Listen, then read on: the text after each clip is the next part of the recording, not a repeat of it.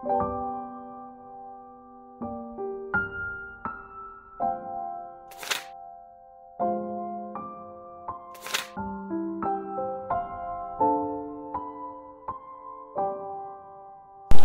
ito ni Ebanghelyo para Lunes sa nikakaruhaan kag siyam nga semana ang katuigan, sumalakan sa Lucas kapitulo 12 versikulo 13 ngadto hiton 21. Nagsiring kan Hesus in tao didahan kadaman, magturuddo sin nga gada na akon bugto pakigbahin ha akon hanmalon nga iginbilin han amon amay. Binato ni Hesus sa iya, hinuin naghataga akon ning katungod in paghukom o pagbahin hanmalon niyo nga duha.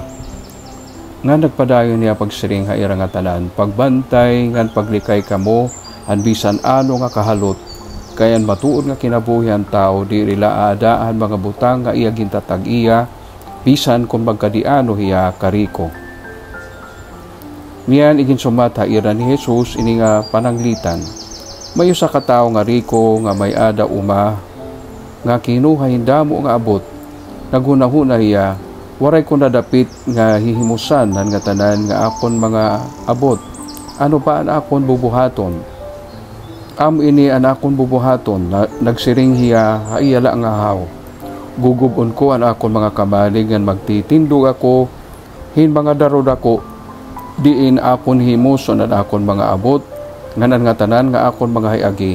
Katapos masiring ako ha akon kahaw, palaran ka nga tao na angkon mo naan nga tanan nga mga mag-upay nga mga butang nga imo kinahanglan para hindamo nga katuigan.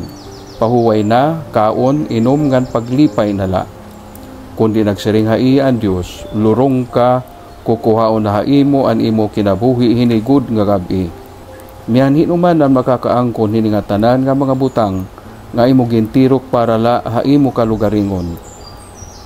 Nang gintapos ni Hesus in pagsiring masusugad hini adton mga nagtitiro kin mga manggad para la haira kalugaringon kundi diri mga riko hatubangan han Dios. Kabugtuan an Ebanghelyo han Ginoo. Pagdayawon ka Kristo. Iton kahalot ha litenyo nga waray, iton equivalent iton ha Eastern Sammarinyo nga waray kahakog, no? Nahinumdum ako hinusa nga placard nga akon kinita hin mga nagproprotesta hiunonghan mga dagko nga mga kumpanya nga nagmimina nga dagko an ira kita, no, pero ana hibibili nila ha Pilipinas kuti ala ko porsyento dida han mga buhis ngan kuti ala nga porsyento han ira gin i-employ ano nga mga lokal nga mga tao. Kay bilyon-bilyon an ira nakukuha pero manla ka milyon an ira na nabibilin dinhi sa Pilipinas.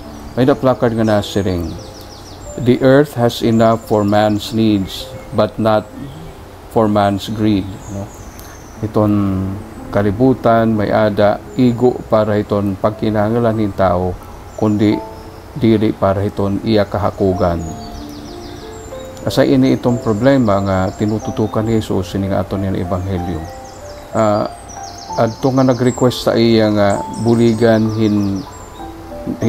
bumulig hi Jesus hindo nga magbugto nga bahinon an ira mga malon, ano napaluyo iton diri man an pamiling hustisya kundi an napabiling niton an kahakog. Siniring sanglit siniring Jesus nga paglikay kamo han bisan ano nga kahalot o kahakog kayan matuod nga kinabuhi ang tao dili laadahan mga butang ay gintatag iya bisan kon magkadiano hinkariko niya ngan gintagang kita niya pasumbingay hinusa nga rikuhanon nga tao nga nagsusubra naan iya mga abot ti kang niya ani nga damo na nga mga kamalig aniya gintindog, ano? Tapos siniring maglilipay na lahiya, mag-enjoy na lahiya. Takay kay hadto nga gabi kinuha niya kinabuhi. Ano man aniya gintiro kingangain man. Usa pa nga pahinumdum ka aton nga iton mga butang din hato na magdiunanohin ka pakahatag aton nin mahimyang nga kinabuhi dire iton hira nakakapugong hit kamatayon. may ada pa mas importante nga butang kahiton pagpareko. Ngan iton pagpariko nga espirituhanon, mas importante iton pagpariko lang nga material. Pulong pa man ni Pope St. John Paul II nga laong diri gan maraot iton nagbibiling kitahin maupay nga kinabuhi.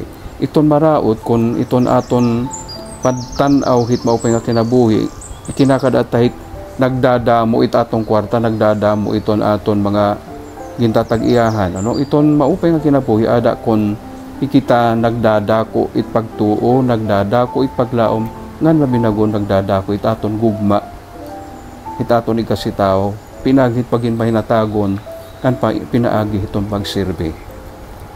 Diyos Amay nga makakarahom, tutdo igad kami, hinpagin tinuod nga magmarangnuhan, imagin nahatagamon nga material nga butang.